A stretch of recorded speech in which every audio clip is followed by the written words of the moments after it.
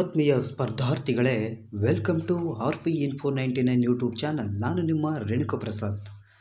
ಹಿಂದಿನ ತರಗತಿಯಲ್ಲಿ ನಾವು ಸಮಾಜ ವಿಜ್ಞಾನ 7ನೇ ತರಗತಿ ಭಾಗ 1ರಲ್ಲಿ ಬರತಕ್ಕಂಥ ಅಧ್ಯಾಯ 6 ಬ್ರಿಟಿಷ್ ಆಳ್ವಿಕೆಯ ಪರಿಣಾಮಗಳು. ಈ ಅಧ್ಯಯನದಲ್ಲಿ ನಾವು ಈ ಒಂದು ಬ್ರಿಟಿಷರು ಭಾರತಕ್ಕೆ ಬಂದ ನಂತರ ಭಾರತದಲ್ಲಿ ಧಾರ್ಮಿಕವಾಗಿ, ಆರ್ಥಿಕವಾಗಿ, ಸಾಮಾಜಿಕವಾಗಿ, ಆಡಳಿತಾತ್ಮಕವಾಗಿ ಯಾವ ರೀತಿಯ ಬದಲಾವಣೆ ಹೊಂದಿತು ಮತ್ತು ಯಾವ ರೀತಿಯ ಕಾಯ್ದೆ ಕಾನೂನುಗಳು ಭಾರತಕ್ಕೆ ಬ್ರಿಟಿಷರಿಂದ ಬಂದವು, ಅದರಿಂದ ಭಾರತದ ಒಂದು ಆಡಳಿತದ ವ್ಯವಸ್ಥೆಯ ಮೇಲೆ, ಜನರ ಮೇಲೆ ಯಾವ ರೀತಿ ಪರಿಣಾಮ ಬೀರಿತೆಂದು ಇಂದಿನ ತರಗತಿಯಲ್ಲಿ ನಾವು ತಿಳಿದುಕೊಳ್ಳುತ್ತೇವೆ. ಹಾಗೆ ಈ ನನ್ನ ಚಾನಲ್ಗೆ ಇನ್ನೂ ಯಾರು ಸಬ್ಸ್ಕ್ರೈಬ್ ಮಾಡಿಲ್ವಂದರೆ ಸಬ್ಸ್ಕ್ರೈಬ್ ಮಾಡಿ, ಪಕ್ಕದಲ್ಲಿ ಕಾಣೋ ಬೆಲ್ಲೈಕನನ್ನು ತಪ್ಪದೇ ಒತ್ತಿ, ಹಾಗೆ ಲೈಕ್ ಮಾಡಿ, ಶೇರ್ ಮಾಡಿ ಎಂದು ಹೇಳುತ್ತಾ ಇಂದಿನ ತರಗತಿಯನ್ನು ಆರಂಭಿಸೋಣ. ಮೊದಲನೇದಾಗಿ ನಾಗರಿಕ ಸೇವೆಗಳು, ಸಿವಿಲ್ ಸರ್ವಿಸ್ ಅಂತೇಳಿ ಹೇಳ್ತೀವಿ. ಈಸ್ಟ್ ಇಂಡಿಯಾ ಕಂಪನಿಯು ತನ್ನ ಕಾರ್ಯಭಾರ ನಿರ್ವಹಿಸಲು ತನ್ನದೇ ಆದ ನೌಕರ ವರ್ಗವನ್ನು ಹೊಂದಿತ್ತು. ನೌಕರರು ಸಂಬಳವಲ್ಲದೆ ಖಾಸಗಿ ವ್ಯಾಪಾರದಲ್ಲಿ ತೊಡಗುವ ಮೂಲಕ ಹೇರಳವಾಗಿ ಲಾಭ ಗಳಿಸುತ್ತಿದ್ದರು. ಭಾರತದಲ್ಲಿ ಬ್ರಿಟಿಷರ ಸಾಮ್ರಾಜ್ಯ ವಿಸ್ತಾರವಾಗುತ್ತಿದ್ದಂತೆ ನೌಕರರಿಗೆ ವ್ಯಾಪಾರವಲ್ಲದೆ ಆಡಳಿತ ಕಾರ್ಯಗಳನ್ನು ನಿರ್ವಹಿಸಲು ಅವಕಾಶ ದೊರಕಿತು. ಕಾರ್ನ್ ವಾಲಿಸನು ಆಡಳಿತದ ವಿವಿಧ ಶಾಖೆಗಳಲ್ಲಿ ಸಾರ್ವಜನಿಕ ಸೇವೆಯನ್ನು ವ್ಯವಸ್ಥೆಗೊಳಿಸಿ ಅದನ್ನು ನಾಗರಿಕ ಸೇವೆಯನ್ನಾಗಿ ಪರಿವರ್ತಿಸಿದನು. ಕಾರ್ನ್ ವಾಲಿಸನು ನೌಕರರಲ್ಲಿನ ಲಂಚಗುಳಿತನ ಮತ್ತು ಭ್ರಷ್ಟಾಚಾರಕ್ಕೆ ಅವರು ಪಡೆಯತಕ್ಕಂಥ ಕಡಿಮೆ ವೇತನವೇ ಕಾರಣವೆಂದು ತಿಳಿದಿದ್ದ. ಆದುದರಿಂದ ನೌಕರರ ವೇತನವನ್ನು ಹೆಚ್ಚಿಸಿ ಕಾಣಿಕೆ ಸ್ವೀಕರಿಸುವುದನ್ನು ನಿರ್ಬಂಧಿಸಿದ. ಅಲ್ಲದೆ ಸೇವಾಚೇಷ್ಟತೆಯ ಆಧಾರದಲ್ಲಿ ಬಡ್ತಿ ನೀಡುವುದನ್ನು ಕೂಡ ಜಾರಿಗೆ ತಂದನು. ಲಾರ್ಡ್ ವೆಲ್ಲೆಸ್ಲಿಯು ಅಧಿಕಾರಿಗಳಿಗೆ ಶಿಕ್ಷಣ ಮತ್ತು ತರಬೇತಿ ಒದಗಿಸಲು ಕಲ್ಕತ್ತಾದಲ್ಲಿ ಕಾಲೇಜನ್ನು ತೆರೆದನು. ನೋಡಿ, ಸಿವಿಲ್ ಸರ್ವಿಸ್ಗಳನ್ನು ಪರಿಚಯ ಮಾಡಿದ ಬ್ರಿಟಿಷ್ ಅಧಿಕಾರಿ ಯಾರು ಅಂತೇಳಿ ಪ್ರಶ್ನೆಗಳನ್ನು ಕೇಳ್ತಾರೆ. ಕಾರ್ನ್ವಾಲಿಸ್ ಅಂತೇಳಿ ನಮಗೆ ಗೊತ್ತಿರಬೇಕು. ಮೊದಲು ಕಂಪನಿ ಅಧಿಕಾರಿಗಳನ್ನು ಕಂಪನಿಯ ಡೈರೆಕ್ಟರ್ಗಳೇ ನೇಮಕ ಮಾಡುತ್ತಿದ್ದರು. ಆನಂತರ ಸರ್ಕಾರವು ನಾಗರಿಕ ಸೇವಾ ಅಧಿಕಾರಿಗಳನ್ನು ICS ನಂತಹ ಸ್ಪರ್ಧಾತ್ಮಕ ಪರೀಕ್ಷೆಗಳ ಮೂಲಕ ನೇಮಕ ಮಾಡಲಾರಂಭಿಸಿತು. ಆದರೆ ಸ್ಪರ್ಧಾತ್ಮಕ ಪರೀಕ್ಷೆಗಳು ಇಂಗ್ಲೆಂಡಿನಲ್ಲಿ ಮಾತ್ರವೇ ನಡೆಯುತ್ತಿದ್ದವು. ಇಲ್ಲಿ ICS ಅಂದರೆ ಇಂದಿನ ನಾವು UPSC ಅಂತ ಏನು ಕರಿತೀವಲ್ಲ, ಆ ರೀತಿಯ ಪರೀಕ್ಷೆ ಅಂದು ಬ್ರಿಟಿಷರು ನಡೆಸುತ್ತಿದ್ದರು.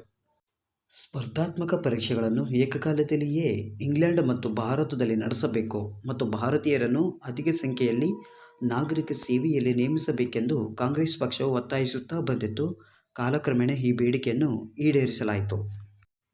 ರವೀಂದ್ರನಾಥ್ ಟಾಗೋರ್ ಅವರ ಸಹೋದರ ಸತ್ಯೇಂದ್ರನಾಥ್ ಟಾಗೋರ್ ಅವರು ICS ಪರೀಕ್ಷೆಯನ್ನು ಪಾಸ್ ಮಾಡಿದ ಮೊದಲ ಭಾರತೀಯರಾಗಿದ್ದರು. ಇವರು 1863ರಲ್ಲಿಯೇ ಈ ಒಂದು ICS ಪರೀಕ್ಷೆಯಲ್ಲಿ ತೇರ್ಗಡೆಯಾಗಿದ್ದರು. 2. ಸೈನ್ಯಾಡಳಿತ. ಸೇನಾಪಡೆಯು ಬ್ರಿಟಿಷ್ ಆಡಳಿತದ ಎರಡನೇ ಆಧಾರ ಸ್ತಂಭದಂತಿತ್ತು. ಸೇನಾಪಡೆಯ ಕರ್ತವ್ಯಗಳೆಂದರೆ ಭಾರತೀಯ ರಾಜ್ಯಗಳನ್ನು ಆಕ್ರಮಿಸುವುದು, ಆಂತರಿಕ ದಂಗೆಗಳನ್ನು ನಿಗ್ರಹಿಸುವುದು ಮತ್ತು ಬ್ರಿಟಿಷ್ ಸಾಮ್ರಾಜ್ಯವನ್ನು ಏಷ್ಯಾ ಮತ್ತು ಆಫ್ರಿಕಾ ಖಂಡಗಳಲ್ಲಿ ವಿಸ್ತರಣೆ ಮಾಡುವುದಾಗಿತ್ತು. ಸೇನಾಪಡೆಯಲ್ಲಿ ಬಹುಮಂದಿ ಭಾರತೀಯರಿದ್ದರು. 1857ರಲ್ಲಿ ಸೇನಾಪಡೆಯು 3,11,400 ಮಂದಿಯಲ್ಲಿ 2,65,900 ಮಂದಿ ಭಾರತೀಯರಿದ್ದರು. ಭಾರತೀಯ ಸೈನಿಕರ ಸ್ಥಿತಿಗತಿ ಹೀನಾಯವಾಗಿತ್ತು. ಅವರನ್ನು ಏಜೆಂಟರ ಮೂಲಕ ಮುಖ್ಯವಾಗಿ ಉತ್ತರ ಪ್ರದೇಶ, ಬಿಹಾರದಿಂದ ನೇಮಕಾತಿ ಮಾಡಲಾಗುತ್ತಿತ್ತು. ಭಾರತೀಯ ಸೈನಿಕರು ಐರೋಪ್ಯ ಅಧಿಕಾರಿಗಳ ಕೈಕೆಳಗೆ ಕೆಲಸ ಮಾಡಬೇಕಾಗಿತ್ತು. ಬ್ರಿಟಿಷ್ ನೌಕರರು ಎಂದೂ ಭಾರತೀಯರ ಕೈಕೆಳಗೆ ಕೆಲಸ ಮಾಡಲು ಸಿದ್ಧರಿರಲಿಲ್ಲ.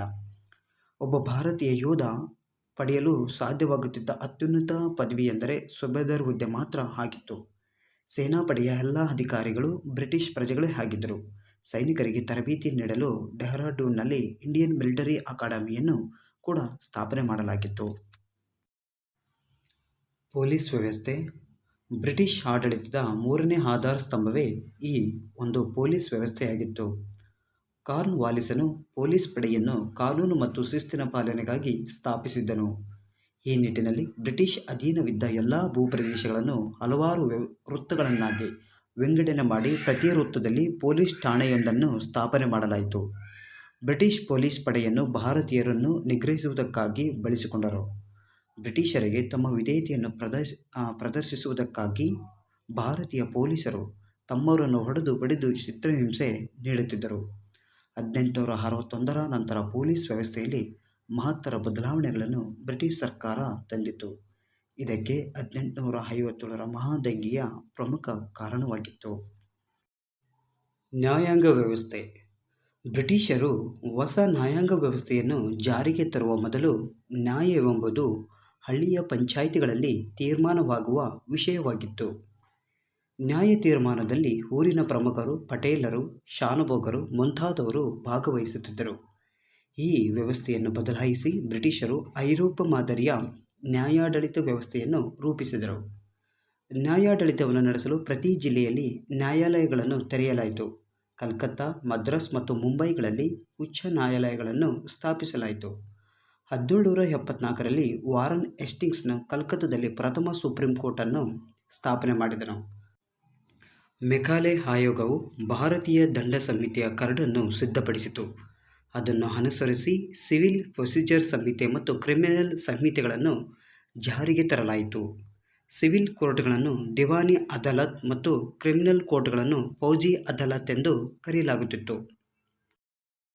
ಬ್ರಿಟಿಷರು ಜಾರಿಗೆ ತಂದ ನ್ಯಾಯಾಂಗ ವ್ಯವಸ್ಥೆಯಲ್ಲಿ ಯುರೋಪಿಯನ್ನರು ಮತ್ತು ಭಾರತೀಯರ ನಡುವೆ ಭೇದಭಾವವಿತ್ತು. ಬ್ರಿಟಿಷರ ನ್ಯಾಯದಾನ ವ್ಯವಸ್ಥೆಯಲ್ಲಿ ಸಹ ವರ್ಣ ತಾರತಮ್ಯ ಕಂಡುಬಂದಿತ್ತು. ಬ್ರಿಟಿಷರು ನ್ಯಾಯ ವ್ಯವಸ್ಥೆಯಲ್ಲಿಯೂ ಮೇಲುಗೈಯನ್ನು ಹೊಂದಿದ್ದು, ಕೆಳದರ್ಜೆಯ ಕೋರ್ಟ್ಗಳಲ್ಲಿ ಅಂದರೆ ಮುನ್ಸಿಪ್ ಮತ್ತು ಅಮೀನ್ ಎಂಬ ಭಾರತೀಯ ನ್ಯಾಯಾಧೀಶರು ಮಾತ್ರ ಕಂಡುಬರುತ್ತಿದ್ದರು. ಈ ಸ್ಥಾನಗಳಿಗೆ ಭಾರತೀಯರಿಗೆ ಸಿಗುತ್ತಿದ್ದ ಅತ್ಯುನ್ನತ ಸ್ಥಾನಗಳಾಗಿದ್ದವು. ಭೂಕಂದಾಯ ನೀತಿ. ಒಂದು ನಿಗದಿತ ಪ್ರಮಾಣದ ಆದಾಯವು ಸರ್ಕಾರದ ಖಜಾನೆಗೆ ಬರುವಂತೆ ಮಾಡುವುದಕ್ಕಾಗಿ ಬ್ರಿಟಿಷರು ಭೂಕಂದಾಯ ನೀತಿಗಳನ್ನು ಜಾರಿಗೆ ತಂದರು. ಅಲ್ಲದೆ ಭಾರತದಲ್ಲಿ ಯುದ್ಧಗಳ ವೆಚ್ಚವನ್ನು ತುಂಬುವುದಕ್ಕಾಗಿ ಕೈತುಂಬ ಸಂಬಳ ಪಡೆಯುತ್ತಿದ್ದ ಸಾವಿರಾರು ಜನ ಬ್ರಿಟಿಷ್ ಸಿಬ್ಬಂದಿಗಳ ವೇತನಕ್ಕಾಗಿ ಹಾಗೂ ಇತರೆ ಉದ್ದೇಶಗಳಿಗಾಗಿ ಕಂಪನಿಗೆ ಅಗಾಧ ಹಣಕಾಸಿನ ಅವಶ್ಯಕತೆ ಇತ್ತು. ಅದಕ್ಕಾಗಿ ಕಂಪನಿಯು ಭಾರತ ರೈತರಿಂದ ದುಬಾರಿಯಾದ ಭೂಕಂದಾಯವನ್ನು ವಸೂಲು ಮಾಡಲು ಪ್ರಾರಂಭಿಸಿದರು. ತನ್ನ ಅಧಿಕಾರ ಅವಧಿಯಲ್ಲಿ ವಾರನ್ ಹೇಸ್ಟಿಂಗ್ಸ್ ಕಂದಾಯ ವಸೂಲಿಗಾಗಿ ಹರಾಜು ಮಾಡುವ ವ್ಯವಸ್ಥೆಯನ್ನು ಜಾರಿಗೆ ತಂದನು. ಹರಾಜಿನ ವೇಳೆ ಜಮೀನ್ದಾರರು ಪರಸ್ಪರ ಪೈಪೋಟಿಯಿಂದ ಹೆಚ್ಚು ಮೊತ್ತದ ಕಂದಾಯ ಕೊಡಲು ಒಪ್ಪಿದ್ದರೂ ನಂತರ ವಸೂಲಿಯಲ್ಲಿ ವಿಫಲರಾಗುತ್ತಿದ್ದರು. ಹೀಗೆ ಕಂದಾಯದ ಪ್ರಮಾಣವು ಏರುಪೇರು ಆಗುತ್ತಿತ್ತು. ತಮ್ಮ ಸಮಸ್ಯೆಗೆ ಪರಿಹಾರವಾಗಿ ಬ್ರಿಟಿಷರು ಇನ್ನಿತರ 3 ರೀತಿಯ ಕಂದಾಯ ಪದ್ಧತಿಗಳನ್ನು ಆಚರಣೆಗೆ ತಂದರು. ಕಾಯಂ ಜಮೀನ್ದಾರಿ ಪದ್ಧತಿ 1793. ಗವರ್ನರ್ ಜನರಲ್ ಕಾರ್ನ್ ವಾಲಿಸನು ಬಂಗಾಳ, ಬಿಹಾರ, ಒರಿಸ್ಸಾಗಳಲ್ಲಿ ಭೂ ಕಂದಾಯವನ್ನು ಕಾಯಂ ನೆಲೆಯಲ್ಲಿ ನಿಗದಿಪಡಿಸಲು ನಿರ್ಧರಿಸಿದನು. ಕಂದಾಯ ಸಂಗ್ರಹಕ್ಕೆ ಸಂಬಂಧಿಸಿದಂತೆ ಕಾರ್ನ್ ವಾಲಿಸನು ಜಮೀನ್ದಾರರೊಡನೆ ಮಾಡಿಕೊಂಡ ಒಪ್ಪಂದವನ್ನು ಕಾಯಂ ಜಮೀನ್ದಾರಿ ಪದ್ಧತಿ ಎಂದು ಕರೆಯುತ್ತೇವೆ. ಕಾಯಂ ಜಮೀನ್ದಾರಿ ಪದ್ಧತಿಯಲ್ಲಿ ಜಮೀನ್ದಾರರು ಬ್ರಿಟಿಷ್ ಸರ್ಕಾರದ ಏಜೆಂಟರಂತೆ ಕಾರ್ಯ ಮಾಡಿದರು. ಕಂಪನಿಯ ಗೇಣಿಯ ಪಾಲು ಕಾಯಂ ಆಗಿ ನಿಗದಿಯಾಗಿತ್ತು. ಆದುದರಿಂದ ಸರ್ಕಾರಕ್ಕೆ ನಿರ್ದಿಷ್ಟ ಪ್ರಮಾಣದ ಆದಾಯ ಬರುವಂತೆ ಕಂದಾಯ ವಸೂಲಿಗಾಗಿ ಸರ್ಕಾರ ಮಾಡುವ ವೆಚ್ಚ ಕಡಿಮೆಯಾಯಿತು. ಭೂಮಾಲೀಕರಾದ ಪ್ರಬಲ ಜಮೀನ್ದಾರರು ಅನೇಕ ಕಠಿಣ ಸಂದರ್ಭಗಳಲ್ಲಿ ಸರ್ಕಾರಕ್ಕೆ ಬೆಂಬಲ ನೀಡಿದರು. ತಮ್ಮನ್ನು ಬೆಂಬಲಿಸಲು ಮತ್ತು ಸಮರ್ಥಿಸಲು ಇಂತಹ ಅನೇಕ ಹೊಸ ಮಾರ್ಗಗಳನ್ನು ಬ್ರಿಟಿಷರು ಸೃಷ್ಟಿ ಮಾಡಿದರು. ಈ ಕಾಯಂ ಜಮೀನ್ದಾರಿ ಪದ್ಧತಿಯಿಂದ ಆದಂಥ ಪರಿಣಾಮಗಳೇನೆಂದರೆ ಅಂತ ನೋಡ್ತಾ ಬಂದಲ್ಲಿ, ಮೊದಲನೆಯದು ದುಬಾರಿಯಾದ ಕಂದಾಯ ಸಂಗ್ರಹಿಸುವ ಮೂಲಕ ಜಮೀನ್ದಾರರು ಕೃಷಿಕರ ಮೇಲೆ ದಬ್ಬಾಳಿಕೆ ನಡೆಸಿದರು. ಭೂಮಾಲೀಕರು ಕೃಷಿ ಉತ್ಪಾದನೆಯನ್ನು ಹೆಚ್ಚಿಸುವಲ್ಲಿ ಯಾವುದೇ ಆಸಕ್ತಿ ವಹಿಸಲಿಲ್ಲ. ಬೆಳೆ ನಾಶವಾಗಿದ್ದರೂ ರೈತರು ಗೇಣಿಯನ್ನು ಪಾವತಿಸಬೇಕಿತ್ತು. ಒಟ್ಟಿನಲ್ಲಿ ಕಾಯಂ ಜಮೀನ್ದಾರಿ ಪದ್ಧತಿಯಿಂದ ಕೃಷಿ ರಂಗ ಕುಸಿಯಿತು. ರೈತವಾರಿ ಪದ್ಧತಿ 1820. ರೈತವಾರಿ ಪದ್ಧತಿ ಎಂದರೆ ಮಧ್ಯವರ್ತಿಗಳ ಸಹಾಯವಿಲ್ಲದೆ ರೈತನೇ ನೇರವಾಗಿ ಸರ್ಕಾರಕ್ಕೆ ಕಂದಾಯ ಸಂದಾಯ ಮಾಡುವ ಪದ್ಧತಿಯಾಗಿದೆ. ಸರ್ಕಾರ ಮತ್ತು ಸಾಗುವಳಿದಾರರ ನಡುವೆ ನೇರ ಸಂಬಂಧವೇ ರೈತವಾರಿ ಪದ್ಧತಿಯ ಮುಖ್ಯ ಲಕ್ಷಣವಾಗಿದೆ. ಈ ಪದ್ಧತಿಯನ್ನು ದಕ್ಷಿಣ ಮತ್ತು ಪಶ್ಚಿಮ ಭಾರತದಲ್ಲಿ ಮೊದಲ ಬಾರಿಗೆ ಜಾರಿಗೆ ತರಲಾಯಿತು. ಪರಿಣಾಮದಲ್ಲಿ ಈ ಒಂದು ಪದ್ಧತಿಯ ಕಾಯಂ ಜಾರಿ ಪದ್ಧತಿಗಿಂತ ಪ್ರಮುಖ ವಿಭಿನ್ನವಾಗಿರಲಿಲ್ಲ. ರೈತವಾರಿ ಪದ್ಧತಿಯಡಿ ಭೂಮಿಯನ್ನು ಅಳತೆ ಮಾಡಿ ಭೂಮಿಯ ಫಲವತ್ತತೆ ಮತ್ತು ನೀರಾವರಿ ಅನುಕೂಲತೆಗಳನ್ನು ಗಮನಿಸಿ ಕಂದಾಯವನ್ನು ನಿಗದಿ ಮಾಡಲಾಯಿತು. ಉತ್ಪನ್ನದ ನಿಗದಿತ ಭಾಗವನ್ನು 50% ಕಂದಾಯವಾಗಿ ಪರಿವರ್ತಿಸಲಾಯಿತು. ಕಾಲಕಾಲಕ್ಕೆ ಕಂದಾಯವನ್ನು ನಿರ್ಣಯಿಸಲಾಗುತ್ತಿತ್ತು. ನಿಗದಿಪಡಿಸಿದ ಭೂ ಕಂದಾಯವು ವಿಪರೀತ ಹೆಚ್ಚಾಗಿರುತ್ತಿತ್ತು. ಕ್ಷಾಮ ಅಥವಾ ಪ್ರವಾಹದಿಂದ ಬೆಳೆ ಪೂರ್ಣವಾಗಿ ಹಾನಿಗೀಡಾದರೂ ರೈತರು ಕಂದಾಯವನ್ನು ತಪ್ಪದೇ ಪಾವತಿಸಬೇಕಾಗಿತ್ತು. ಈ ಪದ್ಧತಿಯನ್ನು ಮದ್ರಾಸ್ ಪ್ರಾಂತ್ಯಾದ್ಯಂತ ಸರ್ ಥಾಮಸ್ ಮನ್ರೋ ಅವರು 1820ರಲ್ಲಿ ಜಾರಿಗೆ ತಂದರು. ಇಲ್ಲಿ ರೈತವಾರಿ ಪದ್ಧತಿಯನ್ನು ಯಾರು ಜಾರಿಗೆ ತಂದರು, ಎಲ್ಲಿ ಮತ್ತು ಎಷ್ಟರಲ್ಲಿ ಅಂತೇಳಿ ನೆನಪಿನಲ್ಲಿಟ್ಟುಕೊಂಡ್ರೆ ಸಾಕು. ಮಹಲ್ವಾರಿ ಪದ್ಧತಿ. ಮಹಲ್ ಎಂದರೆ ಗ್ರಾಮ ಅಥವಾ ಎಸ್ಟೇಟ್ ಎಂದರ್ಥವಾಗಿದೆ.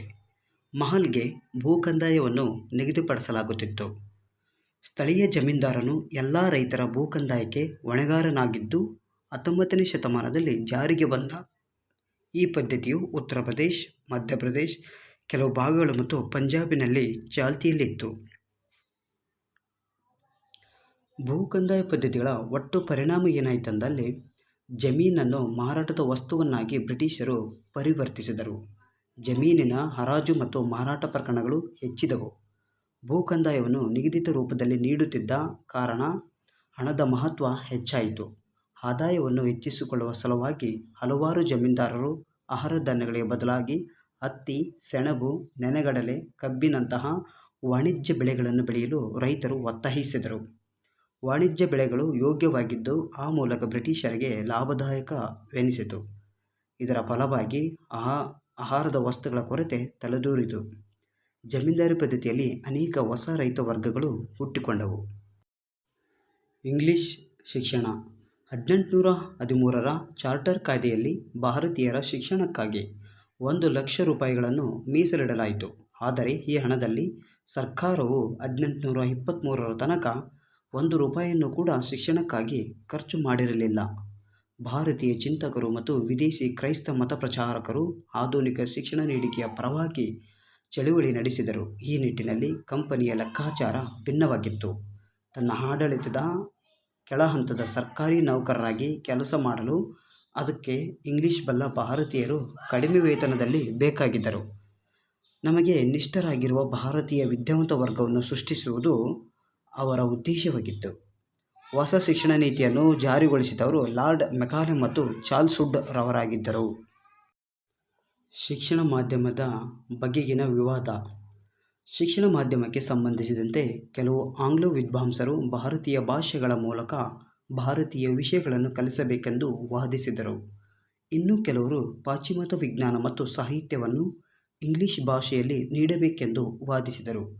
ವಿವಾದವು ಅಂತಿಮವಾಗಿ ಇತ್ಯರ್ಥಗೊಂಡು 1835ರಲ್ಲಿ ಗವರ್ನರ್ ಜನರಲ್ ವಿಲಿಯಂ ಬೆಂಟಿಕ್ನು ಪಾಶ್ಚಿಮಾತ್ಯ ವಿಜ್ಞಾನ ಮತ್ತು ಇಂಗ್ಲಿಷ್ ಮಾಧ್ಯಮದ ಪರಿಣಾಮವಾಗಿ ಅಥವಾ ಪರವಾಗಿ ಇಂಗ್ಲಿಷ್ ಶಿಕ್ಷಣದ ನೀತಿಯನ್ನು ಘೋಷಣೆ ಮಾಡಿದನು. 1854ರಲ್ಲಿ ಬ್ರಿಟಿಷರು ಭಾರತಕ್ಕೆ ಹೊಸ ಶಿಕ್ಷಣ ನೀತಿಯನ್ನು ರೂಪಿಸಿದರು. ಇದು ಚಾರ್ಲ್ಸ್ ವುಡ್ ವರದಿಯನ್ನು ಆಧರಿಸಿತ್ತು. ಅಲ್ಪಕಾಲದಲ್ಲಿ ಕಲ್ಕತ್ತಾ, ಮುಂಬೈ ಮತ್ತು ಮದ್ರಾಸ್ ವಿಶ್ವವಿದ್ಯಾಲಯಗಳು 1857ರಲ್ಲಿ ಸ್ಥಾಪನೆ ಮಾಡಲಾಯಿತು. ಪ್ರಾಥಮಿಕ ಶಾಲೆ, ಪ್ರೌಢಶಾಲೆ, ಕಾಲೇಜ್, ವಿಶ್ವವಿದ್ಯಾಲಯ ಹೀಗೆ ಹಂತ ಹಂತವಾಗಿ ಶಿಕ್ಷಣ ವ್ಯವಸ್ಥೆ ಜಾರಿಗೆ ಬಂತು. ಶಿಕ್ಷಣ ಕ್ಷೇತ್ರದ ಮೇಲ್ವಿಚಾರಣೆಗಾಗಿ ಶಿಕ್ಷಣ ಇಲಾಖೆಗಳನ್ನು ಪ್ರಾಂತ್ಯಗಳಲ್ಲಿ ರಚಿಸಲಾಯಿತು. 1844ರಲ್ಲಿ ಇಂಗ್ಲಿಷ್ ಭಾಷೆಯು ಆಡಳಿತದ ಅಧಿಕೃತ ಭಾಷೆಯಾಗಿ ಕಂಡುಬಂದಿತು. ಇಲ್ಲಿ ನಾವು ಏನು ಗಮನಿಸಬೇಕಂದಲ್ಲಿ ಕಲ್ಕತ್ತಾ, ಮುಂಬೈ ಮತ್ತು ಮದ್ರಾಸ್ ವಿಶ್ವವಿದ್ಯಾಲಯಗಳು ಯಾವಾಗ ಸ್ಥಾಪನೆ ಮಾಡಲಾಯಿತು ಅಂತೇಳಿ ಇದಾವಲ್ಲ, ಆ ಒಂದು ಅಂಶವನ್ನು ನಾವು ಸ್ಪರ್ಧಾತ್ಮಕ ಪರೀಕ್ಷೆಯ ದೃಷ್ಟಿಯಿಂದ ಗಮನದಲ್ಲಿ ಇಡಬೇಕಾಗತಕ್ಕಂಥದ್ದಾಗಿದೆ. ಕೆಲವು ಐರೋಪ್ಯ ವಿದ್ವಾಂಸರು ಪ್ರಾಚೀನ ಭಾರತದ ಸಾಂಸ್ಕೃತಿಕ ಶ್ರೀಮಂತಿಕೆಯನ್ನು ಪಶ್ಚಿಮದ ಜಗತ್ತಿಗೆ ಪರಿಚಯಿಸಿದರು. 1784ರಲ್ಲಿ ಸುಪ್ರೀಂ ಕೋರ್ಟ್ ನ್ಯಾಯಾಧೀಶರಾಗಿ ಬಂದ ಸರ್ ವಿಲಿಯಂ ಜೋನ್ಸ್ ಕೋಲ್ಕತ್ತಾದಲ್ಲಿ the Asiatic society of Bengal ಎಂಬ ಸಂಸ್ಥೆಯನ್ನು ಸ್ಥಾಪನೆ ಮಾಡಿದರು. ಇವರು ಸಂಸ್ಕೃತ ಭಾಷೆಯ ಹಿರಿಮೆಯನ್ನು ಸಾರಿದನು ಮತ್ತು ಸರ್ ಚಾರ್ಲ್ಸ್ ವಿಲ್ಕಿನ್ಸ್ ಅವರು 1785ರಲ್ಲಿ ಭಗವದ್ಗೀತೆಯನ್ನು ಇಂಗ್ಲಿಷ್ ಭಾಷೆಗೆ ಭಾಷಾಂತರ ಮಾಡಿದರು. ಮ್ಯಾಕ್ಸ್ ಮುಲ್ಲರ್ ಋಗ್ವೇದ ಮತ್ತು ಇತರ ಕೃತಿಗಳನ್ನು ಭಾಷಾಂತರ ಮಾಡಿದರು. ವಿಲಿಯಂ ಬೆಂಟಿಕನ ಘೋಷಣೆಗೆ ಆತನ ಕಾರ್ಯಕಾರಿ ಸಮಿತಿಯ ಸದಸ್ಯನಾಗಿದ್ದ ಮೆಕಾಲೆ ಟಿಪ್ಪಣಿಯ ಆಧಾರವಾಗಿತ್ತು. ಮೆಕಾಲೆ ಓರ್ವ ಕಟ್ಟ ಆಂಗ್ಲವಾದಿಯಾಗಿದ್ದು, ಭಾರತೀಯ ಜ್ಞಾನವು ಕೀಳುಮಟ್ಟದ್ದೆಂದು ಆತನ ವಾದವಾಗಿತ್ತು. ಸಂಸ್ಕೃತ ವ್ಯಾಕರಣವನ್ನು ಆತ ಕಟುವಾಗಿ ಅಪಹಾಸ್ಯ ಮಾಡಿದನು. ಭಾರತೀಯರನ್ನು ಅವರ ಸಾಂಸ್ಕೃತಿಕ ಬೇರುಗಳಿಂದ ದೂರ ಮಾಡುವುದು ಅವನ ಅಂತಿಮ ಗುರಿಯಾಗಿತ್ತು. ಒಂದು ಒಳ್ಳೆಯ ಐರೋಪ್ಯ ಗ್ರಂಥಾಲಯದ ಒಂದು ಕಪಾಟಿನ ಒಂದು ಸಾಲಿನ ಪುಸ್ತಕಗಳು ಇಡೀ ಪೂರ್ವದ ಜ್ಞಾನಭಂಡಾರಕ್ಕೆ ಸರಿಸಾಟಿಯಿಲ್ಲ ಎನ್ನುವ ಮಾತುಗಳು ಅವನಲ್ಲಿನ ಪೂರ್ವಗ್ರಹವನ್ನು ತೋರಿಸುತ್ತವೆ. ಇಲ್ಲಿ ಈ ಕೊಟೇಶನನ್ನು ಕೂಡ ಕೇಳಬಹುದು. ಅಂದರೆ ಒಂದು ಒಳ್ಳೆಯ ಐರೋಪ್ಯನ ಗ್ರಂಥಾಲಯದ ಒಂದು ಕಪಾಟಿನ ಒಂದು ಸಾಲಿನ ಪುಸ್ತಕಗಳು ಇಡೀ ಪೂರ್ವದ ಜ್ಞಾನ ಭಂಡಾರಕ್ಕೆ ಸರಿಸಾಟಿ ಇಲ್ಲ ಎನ್ನುವಂಥ ಮಾತನ್ನು ಯಾರು ಹೇಳಿದರು ಅಂತೇಳಿ ಕೂಡ ಪ್ರಶ್ನೆಗಳನ್ನು ಕೇಳುವಂತಹ ಚಾನ್ಸಸ್ ಇದೆ. ಪಾಶ್ಚಿಮಾತ್ಯ ಶಿಕ್ಷಣದ ಪರಿಣಾಮ. ಹೊಸ ಶಿಕ್ಷಣದ ಕ್ರಮದಿಂದ ವಿವಿಧ ಭಾಷಿಕ ಭಾರತೀಯರು ಇಂಗ್ಲಿಷ್ ಭಾಷೆಯಲ್ಲಿ ಪರಸ್ಪರ ಸಂವಾದಿಸಲು ಸಾಧ್ಯವಾಯಿತು. ಇದು ರಾಷ್ಟ್ರೀಯ ಮನೋಭಾವನೆಯನ್ನು ಜನರಲ್ಲಿ ಬೆಳೆಸಲು ಸಹಕಾರಿಯಾಯಿತು. ಯುರೋಪಿನ ಬೌದ್ಧಿಕ ಚಿಂತನೆಗಳು ಕ್ರಮೇಣ ಭಾರತೀಯ ಸಮಾಜವನ್ನು ಪ್ರವೇಶಿಸಿ ದೂರಗಾಮಿ ಪರಿಣಾಮಗಳನ್ನುಂಟು ಮಾಡಿದವು. ಭಾರತೀಯ ಸಾಹಿತ್ಯದ ಮೇಲೂ ಗಂಭೀರ ಪರಿಣಾಮವನ್ನುಂಟು ಮಾಡಿ ಹೊಸ ಸಾಹಿತ್ಯದ ಚಳುವಳಿಗಳಿಗೆ ಈ ಶಿಕ್ಷಣ ಪದ್ಧತಿಯು ಒಂದು ಪ್ರಮುಖ ಕಾರಣವಾಯಿತು. ವ್ಯಾಪಾರ ಮತ್ತು ವಾಣಿಜ್ಯ. 18 ಮತ್ತು 19ನೇ ಶತಮಾನದಲ್ಲಾದ ಇಂಗ್ಲೆಂಡಿನ ಕೈಗಾರಿಕಾ ಕ್ರಾಂತಿಯು ಭಾರತದ ವ್ಯಾಪಾರ ಮತ್ತು ವಾಣಿಜ್ಯದ ಮೇಲೆ ಗಂಭೀರ ಪರಿಣಾಮಗಳನ್ನುಂಟು ಮಾಡಿತು. 1600 ರಿಂದ 1757 ತನಕ ಕಂಪನಿಯು ಕೇವಲ ಒಂದು ವ್ಯಾಪಾರದ ಕಂಪನಿಯಾಗಿತ್ತು. ಪ್ಲಾಸಿ ಕದನದ ಬಳಿಕ ಅದು ಭಾರತದ ವ್ಯಾಪಾರ ಮತ್ತು ಉತ್ಪಾದನೆಯ ಮೇಲೆ ಏಕಸ್ವಾಮ್ಯವನ್ನು ಸಾಧಿಸುವುದಕ್ಕಾಗಿ ಬಂಗಾಳದಲ್ಲಿನ ತನ್ನ ರಾಜಕೀಯ ಅಧಿಕಾರವನ್ನು ಚೆನ್ನಾಗಿ ಬಳಸಿಕೊಂಡಿತು. ಅದೇ ವೇಳೆ ಕಚ್ಚಾ ಹತ್ತಿಯ ಮಾರಾಟದ ಮೇಲೂ ಅದು ಏಕಸ್ವಾಮ್ಯವನ್ನು ಸ್ಥಾಪನೆ ಮಾಡಿತು. ಇದರ ಪರಿಣಾಮವಾಗಿ ನೇಕಾರರು ಕಚ್ಚಾ ವಸ್ತುವನ್ನು ದುಬಾರಿ ಬೆಲೆಗೆ ಕೊಳ್ಳುವಂತಾಯಿತು. ಒಟ್ಟಿನಲ್ಲಿ ಬ್ರಿಟಿಷ್ ವಾಣಿಜ್ಯ ನೀತಿಯ ಗುರಿಯು ಬ್ರಿಟಿಷ್ ಕೈಗಾರಿಕಾ ಅವಶ್ಯಕತೆಯನ್ನು ಪೂರೈಸುವುದಲ್ಲದೆ ಬೇರೇನೂ ಆಗಿರಲಿಲ್ಲ. ಭಾರತವು ಬ್ರಿಟನ್ನಿನ ಯಂತ್ರನಿರ್ಮಿತ ಸರಕುಗಳ ಆಮದುದಾರರ ಮತ್ತು ಬ್ರಿಟನ್ನಿಗೆ ಬೇಕಾದ ಕಚ್ಚಾ ವಸ್ತುಗಳ ರಫ್ತುದಾರ ಆಗಬೇಕೆಂಬುದಷ್ಟೇ ಅದರ ಮುಖ್ಯ ಗುರಿಯಾಗಿತ್ತು. ಬ್ರಿಟಿಷ್ ಆಳ್ವಿಕೆಯ ವೇಳೆ ಭಾರತವು ಬಡರಾಷ್ಟ್ರವಾಗಿ ಮಾರ್ಪಾಡುಗೊಳ್ಳಲು ಮುಖ್ಯ ಕಾರಣವೆಂದರೆ ದೇಶದ ಸಂಪತ್ತು ಇಂಗ್ಲೆಂಡಿಗೆ ಹರಿದು ಹೋದದ್ದು.